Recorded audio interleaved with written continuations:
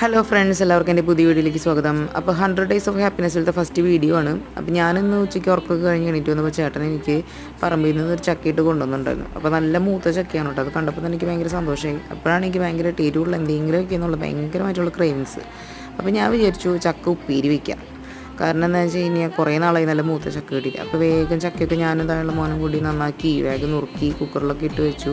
അപ്പോൾ ഉപ്പും മഞ്ഞൾപ്പൊടിയും കുറച്ച് വെള്ളമൊക്കെ ഒഴിച്ച് വേവിക്കാൻ വെച്ചു. അത് ചക്ക വേവുന്ന സമയത്തിനുള്ളിൽ നമ്മൾ എന്ത് ചെയ്യുക, ചീഞ്ചട്ടിയിൽ കുറച്ച് വെളിച്ചെണ്ണ ഒഴിച്ച് വെളുത്തുള്ളിയും ചുവന്നുള്ളിയും കുറച്ച് സബോളയും വേപ്പിലൊക്കെ ഇട്ട് നന്നായി വഴറ്റി വരുമ്പോൾ കുറച്ച് മുളക് പൊടി ഇടുക. ഞാൻ കുറച്ച് കൂടുതലും മുളക് പൊടി ഇട്ടിട്ടുണ്ട്. കാരണം നല്ല എരിവുണ്ടെങ്കിലാണ് ചക്കപ്പേരിക്ക് കഴിക്കാൻ നല്ല ടേസ്റ്റ് ഉണ്ടാവുള്ളൂ.